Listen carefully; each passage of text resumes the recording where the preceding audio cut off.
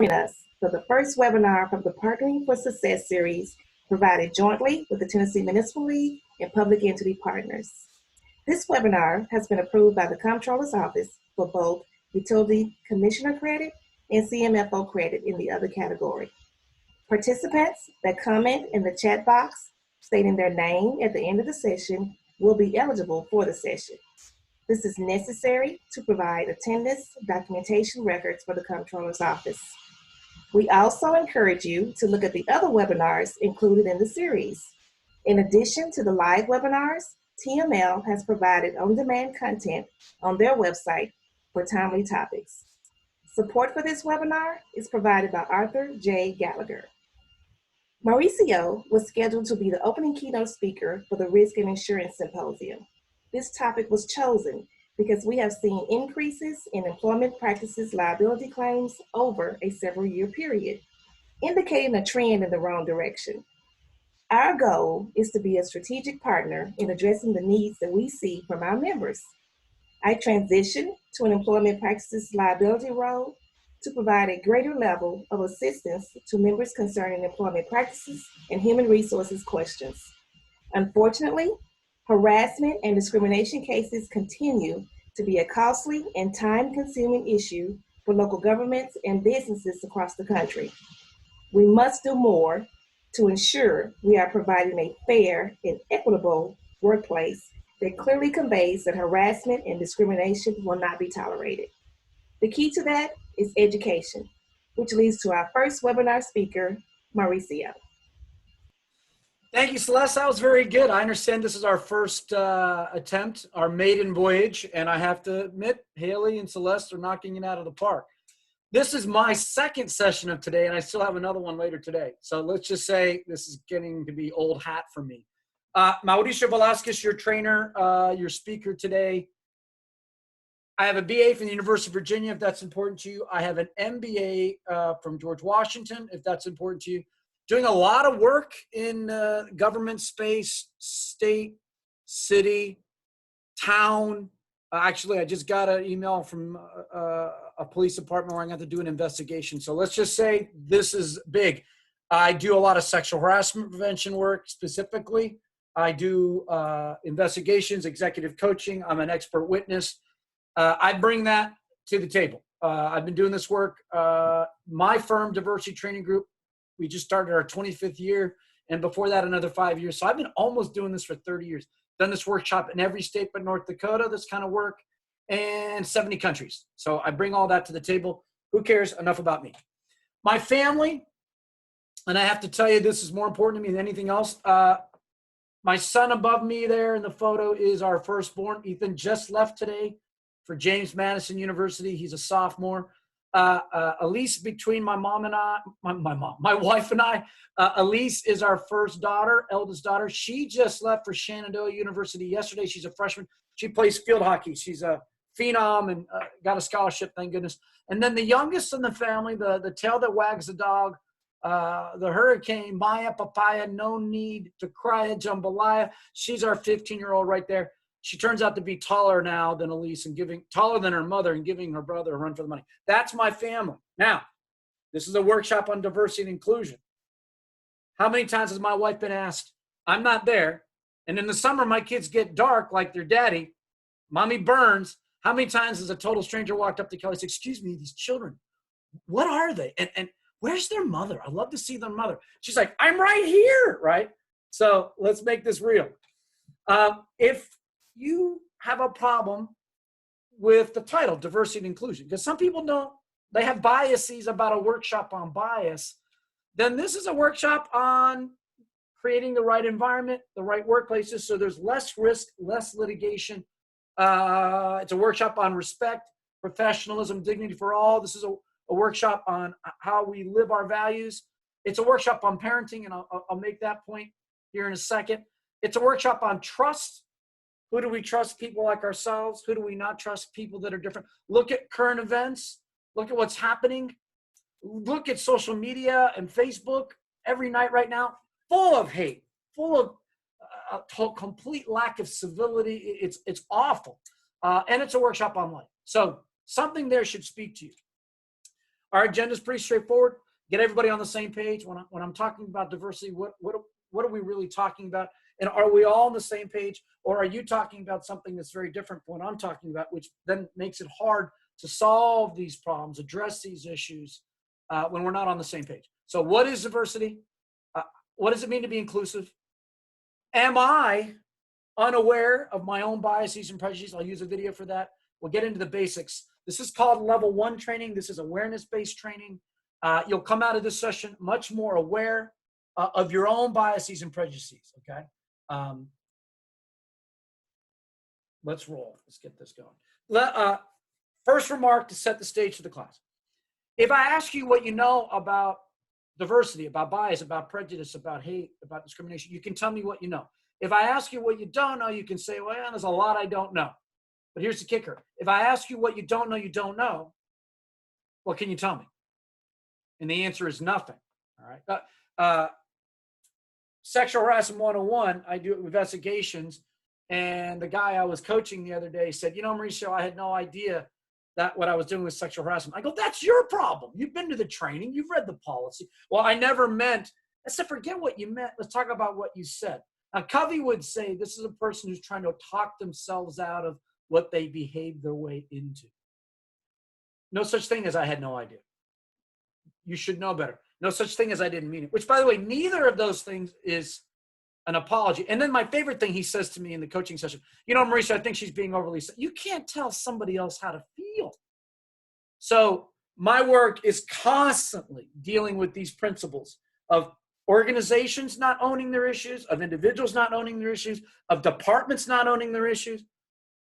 You can't say I had no idea. We had tons of complaints. You can't say we meant to do something, but you actually didn't execute. You didn't training. You didn't do an investigation. So these are the cornerstones of the session today. My mission is always the same: provoke, facilitate, surprise, entertain, add value whenever I can, be a subject matter expert. And then lastly, let's have some fun. You're with me. You're not doing whatever you're supposed to be doing. You're paying me. So this is a triple investment, right? Now let's tie it all together. So I'm a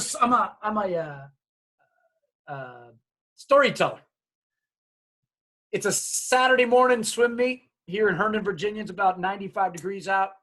I'm thinking I'm off the clock. All three of my kids are swimmers. Maya at the time is 5, so this is 10 years ago.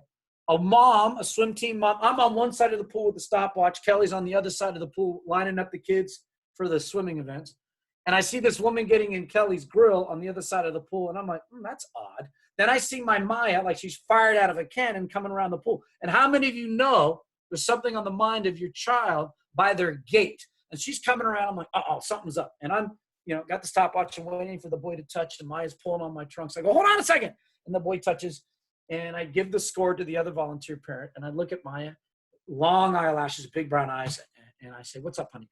Papi, how come people don't think you're my father? I'm like, what are you talking about?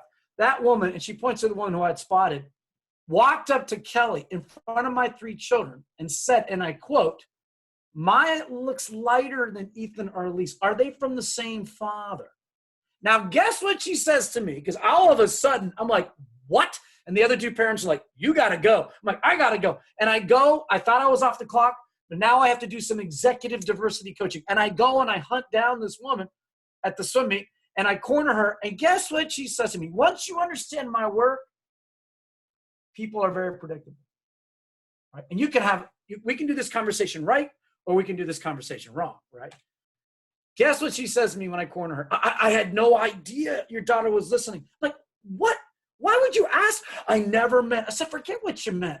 Let's talk about what you're asking a total stranger in front of her children. I said, ma'am, we barely know you, right? Those days are over. I had no idea. I didn't mean it. I have a CEO says in a town hall meeting recently, I don't care about Black Lives Matter. Just do your job. By the way, significant number of his people are diverse. One of his direct reports comes to him and says after that town hall was done like virtual, I can't believe you just said that to the whole company. He goes, why do you care? You're a white woman. She's like, what? Blew the place up. Now the board is asking me to do investigation, and they're probably going to fire him. The place is in disarray. He dropped a bomb, a diversity bomb on that place. So when I say diversity, what pops in your head? Put in the text box, what are all the differences in the workplace? What are all the differences in the communities you serve, in the places you work, where you go to school, where do you go to shop, where you go to church, whatever. What are all the differences in the workplace? Put it in the chat.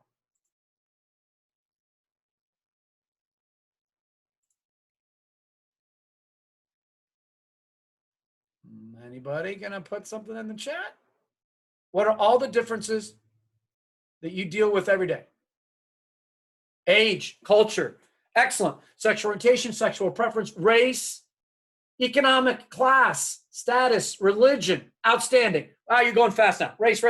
Where you're from, origin, identity, hood, zip code, height, appearance, excellent. You're killing it. Education, how you talk. My wife's a speech pathologist. I forgot to tell you that. Weight, size, appearance, excellent.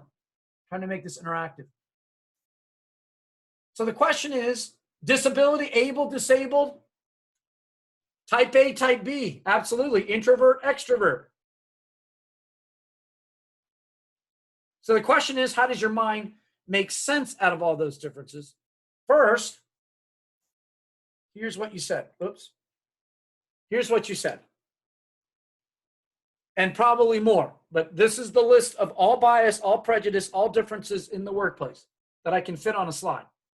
You said most of these things or all these things. I don't think anybody said military or veteran status, but that's okay. My job, left hand, right hand. I'll come back to that. So here's the question. How does your mind make sense out of all these differences? How do you look at me? How do I look at you? Through this jungle of diversity, this constant whitewater of bias and this fog of difference, accelerated by social media. And if you don't know what I'm talking about, when I say right now at this moment, hate is boiling over, prejudice, bias, a lack of civility. I mean, just horrible things on Facebook and on social media.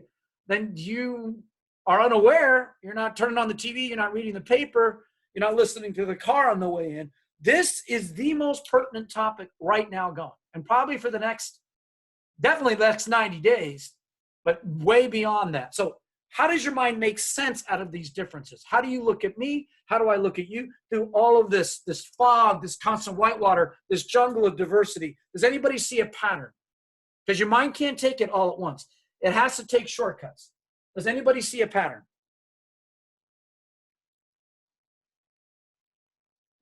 Right. Well, there is a pattern.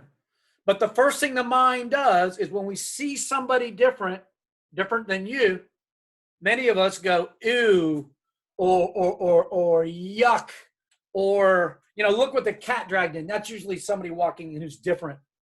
Many of us, and it's not the difference, it's the meaning we attach to the difference. All right. So that's level one. That's the first thing many of us do. And by the way, this is both conscious and unconscious. Meaning we're kind of aware of it, but not completely. It's like almost like we're on automatic pilot, right? Again, it's not that we see difference, novel, but what's the meaning we attach to difference? That's level one. Let's get advanced. What we call in psychology, let me present to you a framework, a cognitive model of bias and prejudice, of diversity. So 2 models explain all bias and prejudice. The first model, the inside slice like a pizza in red, we call that the primary dimension. The outside, the outer blue ring, we call that the secondary dimension, all right? The primary, slice like a pizza in red, in the middle. The secondary, the outer blue ring. If I took all these differences and I poured them over this model, all of these differences would land somewhere on here, okay? Any experience you've had with somebody different, you store away in this file cabinet. For example, I was raised by my parents, immigrants from another country, legal, I have to say that. My dad was a veteran in the Air Force. She was raised by nuns in a convent, which makes my upbringing very Catholic. Not uncommon for Latinos, for Hispanics to have a Catholic upbringing. Now, If you go to my brain and you open the religion drawer, there's a folder for Catholics. All right. Now, my wife's a Methodist. When I met her, and when we started dating, we would go to the Methodist church one weekend, we go to the Catholic church one weekend, we go to Unitarian Universalist church. We were always looking and searching for the best speaker because I need somebody on weekends to recharge my batteries. There's a folder for Methodists in my drawer in my brain. Any experience you've had, this is the file cabinet. Right? There's a folder for Mormons. I lived with Mormons for a summer when I was living in Paraguay when I was young. Any experience you have, you store away. In my age drawer, terrible twos, teenagers. Now college educated kids, college going to college kids. Got one a freshman, one a sophomore. My house has gone quiet. 2 gone, 1 left, and the dog. And the 1 left has read 16 books this summer. Maya is voracious. That's how she's coping with COVID, by the way. She just dives in the books. Very proud of her. So this is the file cabinet in your brain. This is the retrieval system. When we come across a person for the first time, we don't see each other as human beings. We often see each other as members of different groups. Or we judge each other based on your affiliation. These levels of bias come from all these biases. Let's go global. Sunnis, Shias, and Kurds. Do they see each other as human beings or as members of different groups? You know the answer. Russia, Ukraine, England, Ireland, English, Irish, Catholic, Protestant, Israel, Palestine, Democrat, Republican. Do we see human beings or members of different? And it's not the difference, it's the meaning we attach. So you look at any situation in social media right now about something that went south, the parties involved. George Floyd, was he seen as a human being? No, he was seen as a black man. He didn't see a human being. Whenever anything goes south, it's because the parties involved didn't see each other as human beings. Or they didn't see, they judge each other based on affiliation.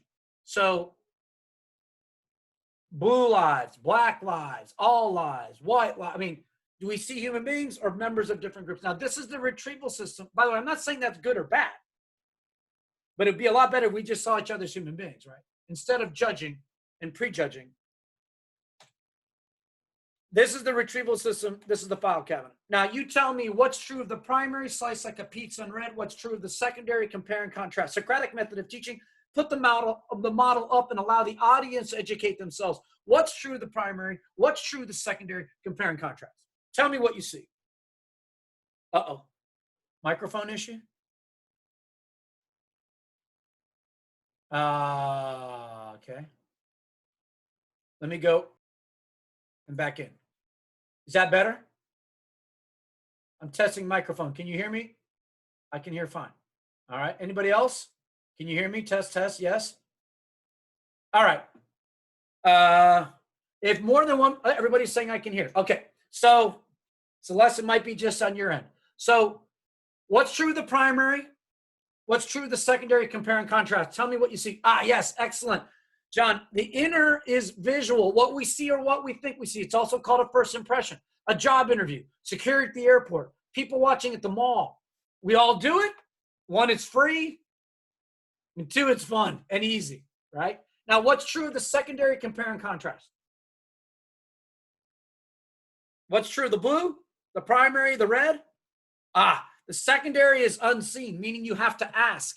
Now, there are people in this world who are only comfortable with people like themselves. So they look at somebody and goes, he or she looks like me, comfortable. But there are people that go, ooh, different, and they will never go to the secondary. They'll never go. They don't want to get uncomfortable or be uncomfortable. I say be comfortable being uncomfortable. To go from the primary to the secondary is to ask, is to dialogue, is to have a conversation.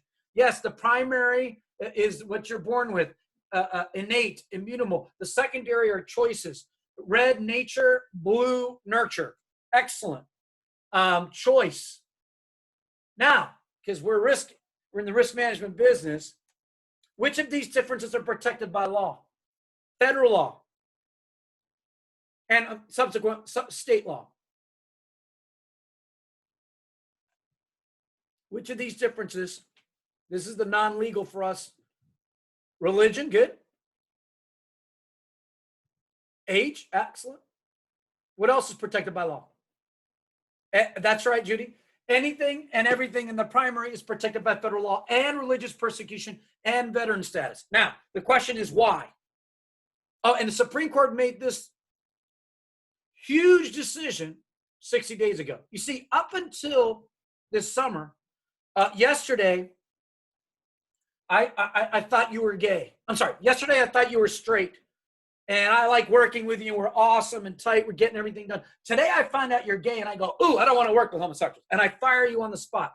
Completely legal in 28 states up until this summer when the Supreme Court said, that's now illegal. What happened? Yesterday, I thought you were straight, qualified, credentialed. We can work well. Today, I find out you're gay. You didn't change. The individual didn't change. Your group changed. My bias, my prejudice of you changed. Illegal. Why? Because the primary are differences that we cannot change. So why should we be victims of discrimination, of differences that we have no control over? Also protected is religious persecution and veterans. Look, guy walks into a synagogue and shoots all these people. When they grab him, he's like, I was shooting at Jews. These aren't human beings. That's a hate crime, right? Guy in New Zealand mounts a GoPro and goes into 2 mosques and shoots and kills more than 50 people. Why? Because he wanted to kill Muslims. He wasn't shooting at human beings in his mind. Right? That's how the mind operates. All right. I'm watching my daughter play field hockey. Dad walks up to me, a field hockey dad. He goes, "Hey, you're Elise's son. You're Elise's dad." Man, I'm a little tired. And I looked at him. I said, "Yeah, how you doing, Mauricio? Nice to meet you." He goes, "Hey, listen, us dads have to stick together." I said, "What's up, man?" He goes, "You know your daughter is going to the dance, the last dance before COVID, that they call it the snowball in the high school where my daughter goes. Because, you know, she's going to the snowball with a black kid. Just thought you should know. Not that I'm a racist or anything." And I looked at him. I said, his name is Quentin. We call him Q. I see the individual. He sees race, right? He doesn't even know his name. He said, "Not that I'm a racist or anything." I said, "Actually, your comment is very racist." He just doesn't know it. Every day this happens. Every day. Do we see human beings or do we prejudge? Look, I'll go back to the beginning. I'm doing a workshop for a state agency. Guy walks into my session, hour and 15 minutes early. And I look at him, I go, "Are you the instructor?" I said, "Yes, sir. Can I help you?" He said, "Yeah, I wanted to talk to you in private." And he's looking over his shoulder, the entrance to the class. And I'm like, "Hey, man, you got my undivided attention. Nobody's coming in here for more than an hour. Actually, we don't start on time. So you're like an hour and 20 minutes early. What's on your mind?" And he looks at me in the eye and goes, "I want you to know a couple of things." I said, "Please." He says, "I want you to know I don't like you." I said, "What?" Number 2, I don't like this class. Number 3, I didn't want to come today, but my manager made it mandatory for me. And I don't know why. What his manager knows about him, but he won't admit to him. Number 4, let me sign the roster and I'll sneak out before the class starts. You want a credit for the class without taking the class. Now, I can't give him that. And I put this slide up. I said, "You're fantastic." He didn't expect this. He goes, "What?" I said, "You're fabulous." He says, "What?" I said, "You're the reason I won this contract.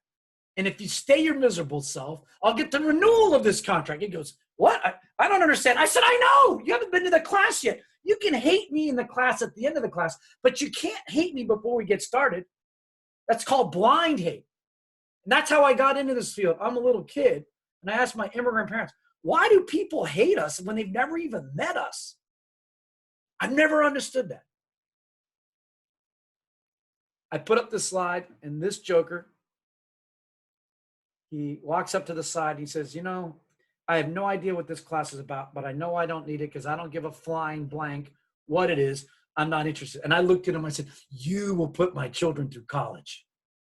He's a nightmare. And the problem is he's going to play, "I didn't know I was a nightmare," right? So in my work,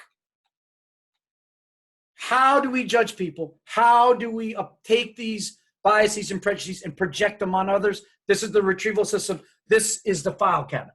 Now let's make it real. Does this explain human behavior?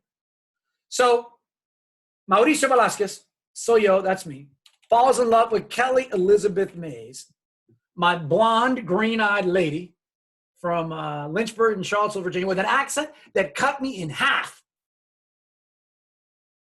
I'm going to bring her home to meet my immigrant parents. What are my parents going to be doing? as I pull in the driveway of my ancestral home. As they're looking out the front kitchen window, what do my parents do? Primary dimension. Do they see Kelly as a person or as a member of a group? I'm telling you, once you understand these models, people are sheep. What happens when I bring home a white lady, white young woman, to meet my immigrant parents? Anybody? What happens? Do they see her as a person or as a member of a group? So I knew this was going to happen. I'm a diversity trainer. My parents, explosion. My parents are bigots. I'm a diversity trainer. All right? So I called ahead. Exactly. I called ahead. They'll see a white woman. What they will not see is that I didn't bring home a Latina, a young Hispanic woman. All right? Sometimes it's not what you bring. It's what you don't bring, right? And more importantly, this is what parents do to their kids. I told you this was a class on parenting. All right? So I knew this was going to happen. It's predictable. So I called ahead to Greece's kids. As Mamacita. Right. She's not a traditional Hispanic. She's not traditional, period. But Mamacita is Mauricio. I have to say my name because I sound like my brother. Oiga, vengo jueves. I'm coming Thursday. Traigo mi novia. I'm bringing my girlfriend. Estoy enamorado. I'm crazy in love with her. What's the first question my mother asks to ascertain her race or ethnicity over the phone? What's the first question my mom asks? Nope. Not what she looks like. Exactly. What's her name? I pretend like I don't hear it. Mamacita, quiero la sala. I want the living room when I come visit. Yo quiero el cristal. I want the crystal. Yo quiero el mejor. I want the best. I want the sheets removed from the furniture, the plastic removed from the furniture. Get rid of the towels, the ropes. I want the silver, the doilies from your wedding, the china, the crystal. She's the one, Mom. Great. And what's her name again, honey? See you Thursday. Now, as I'm pulling in the driveway of my ancestral home, and I'm getting out of the car, I see my parents, where I expected them to be, looking through the front kitchen window. And what do I see but my mother looking at me? I wave at her. I'm respectful. I'm the firstborn. If you know anything about the Hispanic culture, I'm the firstborn. Big deal to be the firstborn. My sister, 3 years younger, already married, already having kids. I'm still single. I didn't get married till I was 32. Lots of pressure on me. I see my mother through the kitchen window. I wave. My mom doesn't wave back. She crosses her arms, crinkles her forehead. What I see is her going like this, like, ooh, I don't like what I see.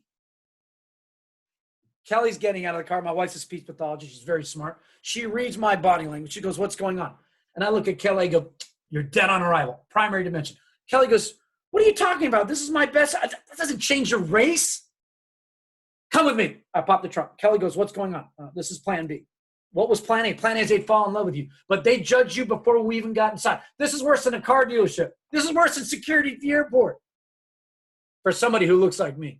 You know, my mom even said, don't grow the beard. You look like a terrorist. I'm like, Mom! You see, I'm an in-betweener.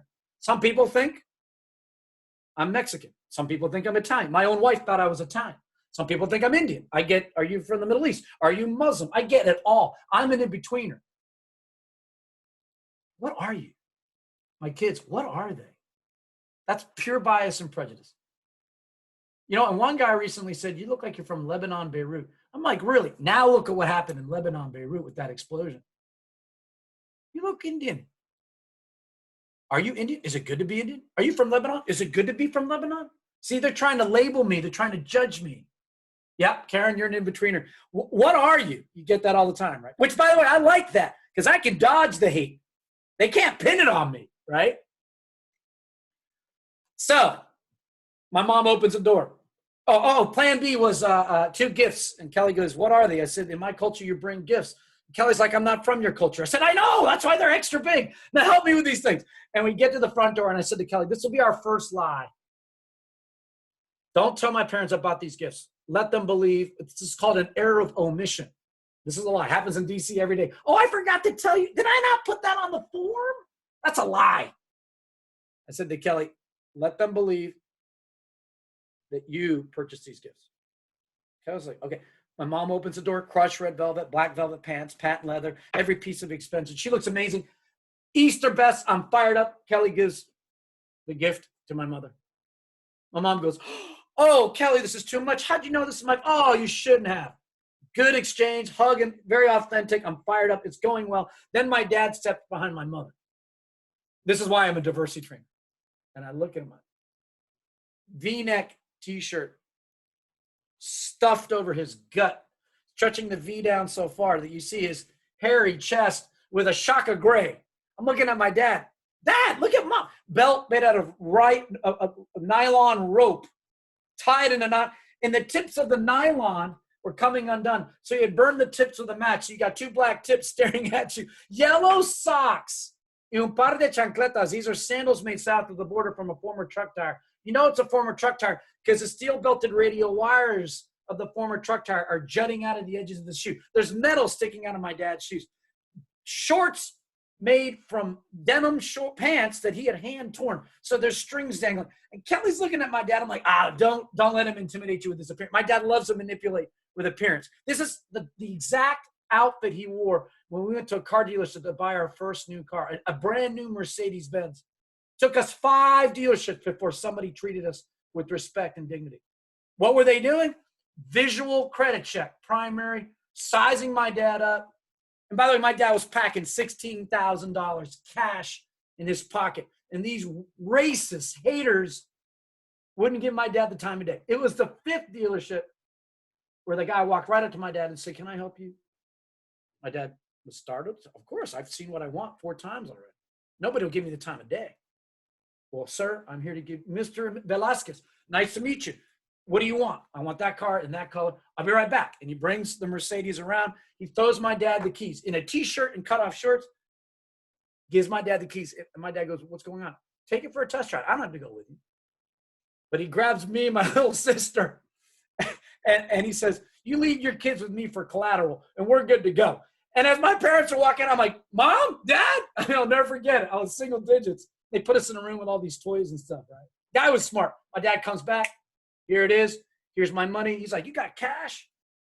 Done deal. Did that salesman see a person or a member of a group? You know the answer. This is every dealership in the country. What's the first question my mother asks? We're in the living room now. Mom's in her Queen Anne. Dad's in his Barca Lounger. We're in our appropriately named love seat. What's the first question my mother asked when Kelly leaves the living room the first time?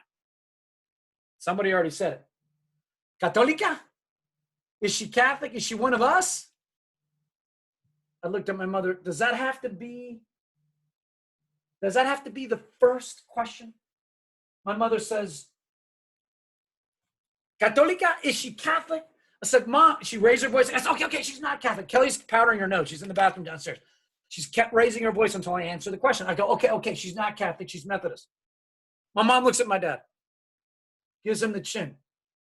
My dad looks at me, looks at my mom and says, and I quote, I have no idea what that means. And my mother says, and I quote, "Ha!" Which means unacceptable, game breaker. Don't bring her here ever again, right? My dad sees the opening. My mom was stuck on religion. My dad clicks to income. Well, she's a speech pathologist. What kind of money will she bring home? I said, I don't know. Will she have children? I'm sorry, will she work after she has children? I don't know. My mother, where is this Lynchburg? Geography. Isn't that where Jerry Falwell, and my God, is Falwell Jr. in trouble, right? Isn't that where Jerry, God rest his soul. My mother, will she bring us children? Will she bear fruit? You know, your sister's got 3 boys. I said, did you just say fruit? My mother, does she keep a clean house, work style? My father, does she like to cook? Now do you see a pattern? What do parents do to their children when they bring home somebody they're not supposed to? And by the way, what's the one question my parents never asked because they were choking on their own bias and prejudice? What's the one question they never asked?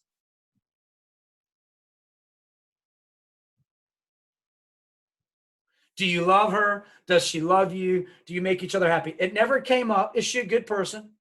Yeah. It never came up because they didn't see Kelly as a person. They saw her as a member of a group. Now the last question. And they know I'm getting angry because in my opinion, this doesn't matter. They're not asking the right questions. They're only asking the wrong, prejudicial, bias-laden questions. They're saying in Spanish, she's so different. Are you sure this is going to work? The question finally came, one of merit. My mom goes, okay. Is she educated? I said, yes. I'm happy to report she's college. Well, does she have a master's? Looked at my mother. A master's? You never asked that before. Are we in the bonus round? If I brought home a Latina, a beautiful young Hispanic woman, she could be a high school dropout. But I bring home a white woman, and what does my mother do to this? This is what we do in organizations to exclude people that are different. We move the goalposts. We change the requirements so that I can still keep working with only people like myself, and I got to keep those people at bay. I looked at my mother. She has a master's degree as well. Really? Well, does she have a PhD? I looked at my mother. PhD? Now you're being racist and hypocritical because you don't have a GED from a third. How could you speak? I said, Mom, you don't get it. Love is blind. I'm crazy about her. And no difference you're going to point out is going to break that bond. My parents didn't see Kelly as a person. They saw her as a member of a different group. It would take 18 years before my parents finally broke down and finally said to me, you know what? We've been wrong all these years. She's amazing. I'm like, what took you so long? By the way, best part of this story, first night, my mother looks at my father and says, a mí no me gusta. I don't like her, in front of us. My father replies, yo tampoco. I don't like her either. Ladies and gentlemen, my wife speaks Spanish. I squeeze her hand like, don't let them know. My parents said the worst things in front of her that first night. And guess what they say when I tell them the surprise? We had no idea she spoke. Please tell her we didn't mean all those terrible things. I said, of course you meant it. You didn't know she understood it. Ladies and gentlemen, this is my marriage. This is my life. Now, what's the end game? To be an inclusive culture, an inclusive workplace where everyone, regardless of difference, feels welcome and can come and work. I've got city, town, state governments where if you're Black, you don't feel welcome. If you're gay, you don't feel welcome. If you're Indian, if you're Latino, I'm like, where is everybody, right? 30-40% of their tax base is diverse and different, and they look nothing like them. And that's where the risk is, ladies and gentlemen, in the primary, in who you hire, in who you promote, in who you don't hire. Now, the end game, we got to create a workplace where everyone feels welcome. I got one client, if you're not Mormon, don't even think about working there. Illegal. All right. I got one client, Hangman's Nooses, great racist graffiti, Confederate flags, and white power bumper stickers. It's been a while since I've seen that.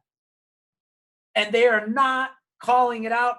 The risk of litigation is through the roof. So what's happening? There are biases that we all have that some of us don't want to own that lead to prejudices, which are preconceived opinions. These prejudices then crystallize into stereotypes. Another way of looking at this. Mentally, we stereotype. Affectively, prejudice, we feel a certain way, and then when we act upon the feelings and the prejudices and the stereotypes, when we act upon that, that act is typically discriminatory. So there's behavioral dimensions to my work, there's affective, and there's cognitive, all right? Quick and dirty, diversity 101. Now, let's put it all together. A lot of people say this to me, oh, Mauricio, I'm colorblind, I don't see race, I don't see color, I don't see gender. Let's see if that's true. I'm gonna play a video. Black and white, amateur, this was his thesis to get his degree in film. This is gonna answer the question, do you truly not see color? Do you truly not see race, class? Or is it a big joke, a myth? You're fooling yourself. Because isn't it easier to say I don't see than to own it? So we go to the lunch date. Very popular in my work. It's on YouTube. If you really enjoy it. One of my participants yesterday emailed me and said, I showed it to my husband. It blew him away. Another person said, I showed it to my grandkids. They're older now. They were mesmerized. The lunch date, ladies and gentlemen. Adam Davidson, filmed in 1990. He gave it a black and white feel. Let's watch this together and then discuss. And again, the question I want you to have in the back of your mind, do you believe at this moment, oh, I don't see race. I am color blind. This is common conversation right now in my work. Let's do it.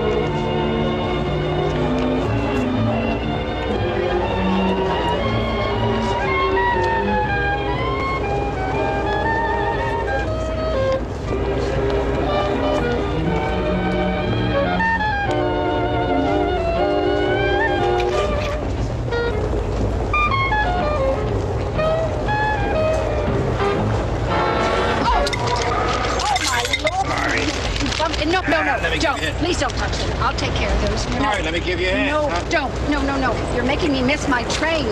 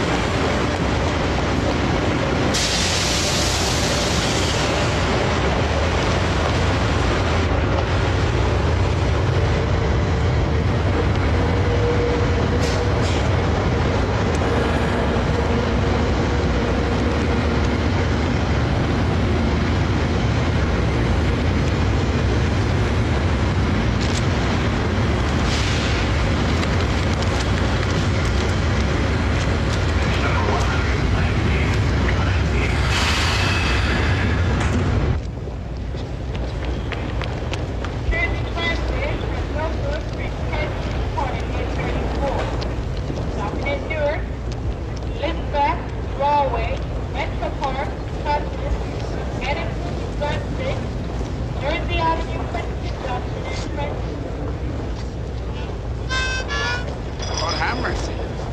He know it. How you doing? You know who it is, one and only. I know who you are, hot dog. You know I know who you is. How you doing? Happy New Year. May God bless you.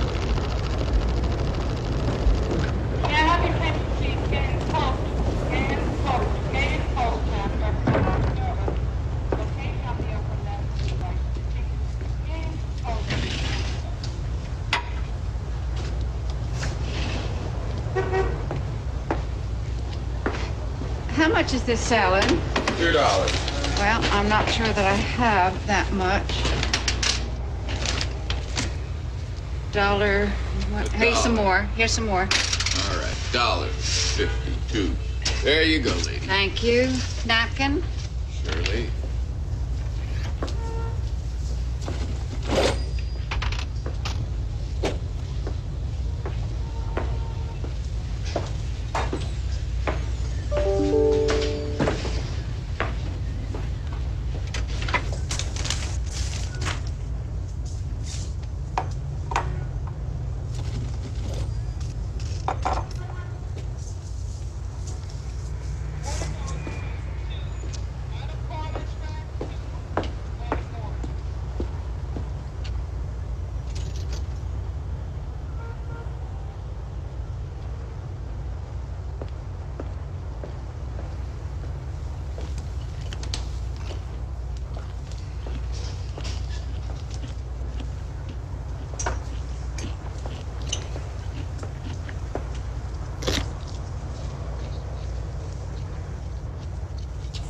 That's my salad.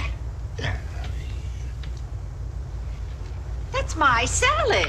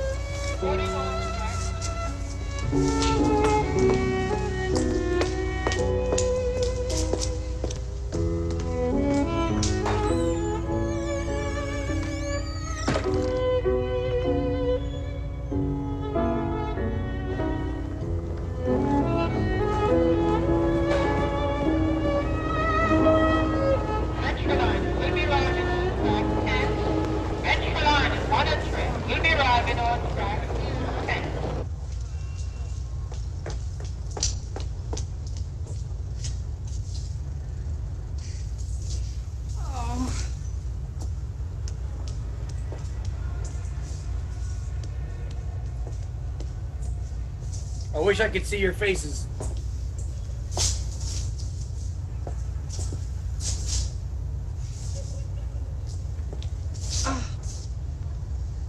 Oh my God.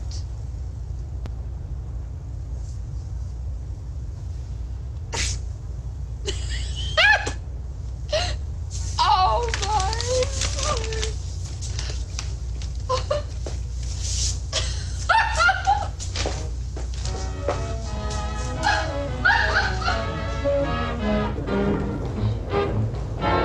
Anybody got any change? Any change? Can you spare some change? E, please, man. Stop.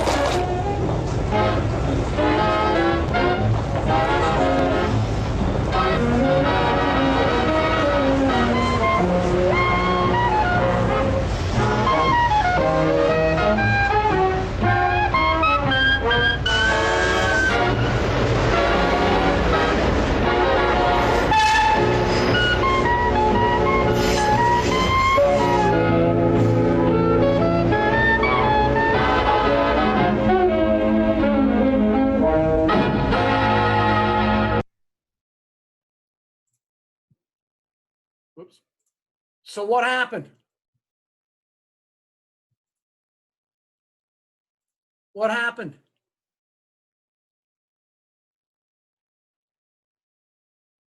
Yes, Dwayne Dyer's cookie thief. She assumed. What did she assume exactly? Misunderstanding. Why? She saw race. She saw perceived class. She judged him based on his appearance, his race, his size. Maybe it was that tag on his hat. This guy's eating my salad. She's a racist. We all see race. We just don't want to admit it. Now, why did he go with the flow? Why did he let this woman sit down? Why did he share his salad?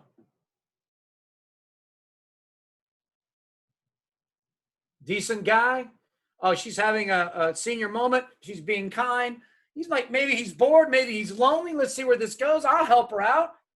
Right? Random act of kindness. Had a chief of police in my workshop yell out. I'm not saying all police officers. I'm talking about one chief. He says, they should throw that bum in jail. Like, you know, towards the end of the video, I'm like, wait for the end. They should throw that bum in jail. At the end of the video, I stopped. I said, how about her? Do we throw her in jail? Guess what he said to the entire department in the room with me? What did he say? He said, innocent mistake. So because he's black, he's guilty. Throw that bum in jail, even though he's innocent. The woman, the wealthy-looking, mink hat, mink coat, Bloomingdale's back, she is actually guilty, but he says, oh, innocent mistake, and she walks. Ladies and gentlemen, that's what we call privilege. Right? She laughs. Oh, look, I was at the wrong table. He couldn't do the same thing without being thrown in jail. That's what this work is about. So what are the takeaways? What are the takeaways of my models and then a video that shows you, what did the video show you? That we all have bias and prejudice, right? What did the video show you? That we all tend to label, tend to group, and attach meaning. And what happens when we don't see each other as human beings? Wait before you judge. We call that suspend judgment. Don't look at somebody and size them up. Take a deep breath and get to know them. Get to the secondary dimension. I'll work harder for you if you know everything about me. I will do the bare minimum above getting fired if I'm a total stranger to you. All right? Other takeaways. Can't judge a book by its cover, but everybody constantly does. Even my own wife, when she met me the first time, she thought I was an Italian. When I met Kelly, I lived on a houseboat in the Inner Harbor of Baltimore. I lived on a houseboat for 8 years. That's where I started Diversity Training Group. And I meet her and I invite her down. And I was having a party on my boat. 4th of July is right on top of my yacht club in downtown Baltimore. So I had a party. And Kelly comes down to my boat. And she climbs on my houseboat. She goes, "This isn't a yacht." I looked at Kelly. No. This is a houseboat. This is a yacht club. "Are you Italian?" I looked at Kelly. Italian. Now, if she thinks I'm Italian living on a yacht, and I turn out to be from Colombia, South, on a houseboat, did I go up in status or did I crash and burn? And quite frankly, did I change or did her perception of me change? There's nothing wrong with Italians. I'm just not Italian, right? She was hoping I had a grandma, an Italian grandma. My wife's favorite food is Italian. She was hoping that, I had a grandma that would teach her all the secrets. There's nothing wrong with Italians, right? One of my favorite, well, I won't go there. We're out of time. Takeaways. We have to see human beings first. We have to build relationships with the whole person. We have to suspend judgment. Be careful when you label or look what the cat dragged in. Automatically, that's negative, right? We have to allow and create environments where people can come to work and not have to check their difference. I don't want anybody to know where I'm from. You're leaving a piece of you. I don't want anybody to know that I'm gay, or I don't want anybody to know that I'm multiracial. I don't want anybody to know that, that I'm not. If anybody has to check something, leave a part of themselves in the car, they will never give you 110%. People, and most importantly, people have to be comfortable being uncomfortable. How many Americans grew up in a homogenous neighborhood, in a stovepipe, maybe a gated community, right? High school. And then they go to college and like, "Oh, you're the first blank I've ever met. Can I touch your hair?" You're like, "What?" Right? Homogeneity. And then they become my clients. That's why I picked a diverse neighborhood. It's why I wanted my kids to play with the homeschool kids and the Muslim kids in the neighborhood and the Portuguese kids and the Taiwanese kids. I wanted my kids to be immersed in diversity so they grow up and they are ready for the world. Yes, I let them touch my hair. Oh, man. Don't forget to poll, right?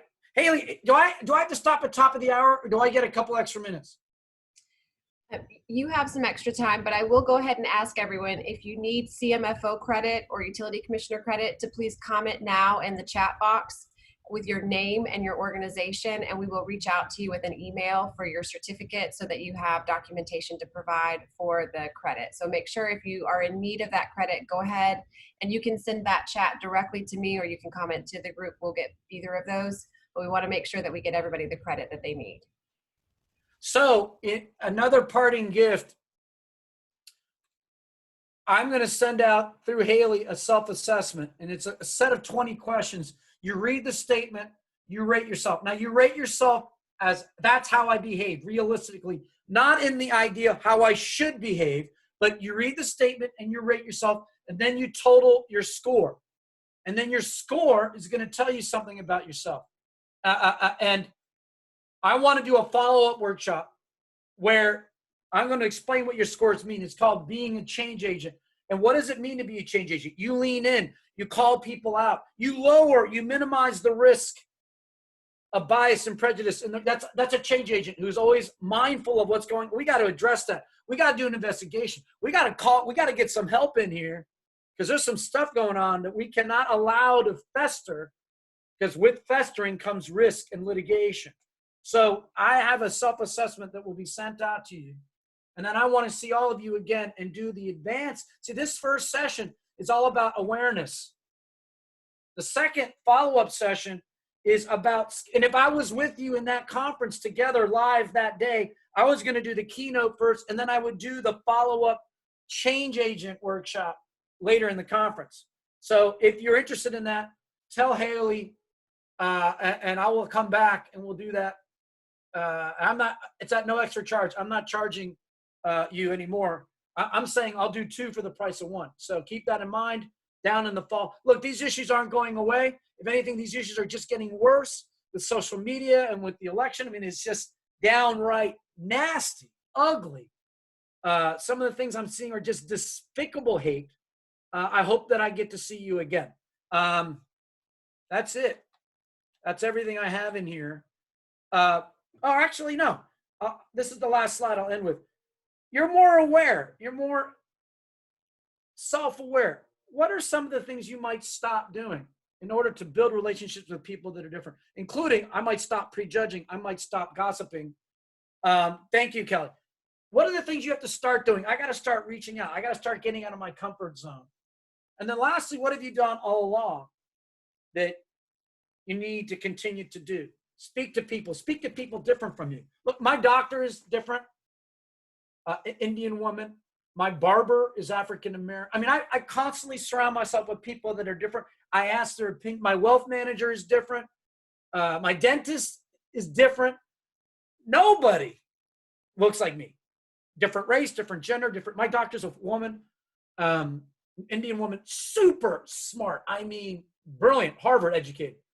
I'm purposefully always seeking out different people, different backgrounds, different experiences, different perspectives. That's what I stopped doing is I stopped judging people by looking at them. I start getting to know people. I love Roy Rogers. I'll end with this. Roy Rogers' quote was, "A stranger is just somebody I haven't met yet." So that's my session. I'm at time. Any questions in closing? Last 30 seconds. I'm glad we put that in there about the poll. Any questions that you have for me or Haley or Celeste? Thank you, Judy. If you want me to come back, tell Haley. All right. I appreciate your time. I truly enjoyed this. Thank you. If you loved it, tell everybody. If you hated it, keep it to yourself. I'm out. Thank you, everybody. Take care. Be safe. Be careful and be safe. Thank you. We appreciate your time today and tuning in to our first of several joint webinars with the Tennessee Municipal League, and we hope you enjoyed the content. There are a lot of great training opportunities coming up in the next several weeks, and I know that as we have all tried to social distance and make sure that we're keeping the health and safety of our employees, of our families, in the forefront of everything that we do, that we really have to look for ways to embrace continuing education and make sure that we are still having these important conversations and addressing these issues. So we appreciate your time, and everyone that commented in the chat box, we've got that down, so we will get your continuing education credit. We have not scheduled a second session for Mauricio yet, but as we continue to unroll webinars, we have had fantastic involvement today. The question and answers, I think, were really, really important for the session, and just really blown away by the support of our members and even our board of directors. Several of members of our board of directors have attended the session. Haley, I'll send you the PowerPoint. You convert it into a PDF, 2 slides per page, and you can send it to everybody. Okay. So we appreciate your time, and we're going to go ahead and close out today, but please stay in touch. And if you have any questions, feel free to reach out. Celeste Taylor is, as of July 1st, transitioned into an employment practices liability role, a great resource, a great asset for our members across the state. So please feel free to reach out to her. Her contact information will also be in the follow-up information with the PowerPoint from Mauricio. So thank you to everyone for taking the time to join us. Well done. Ciao.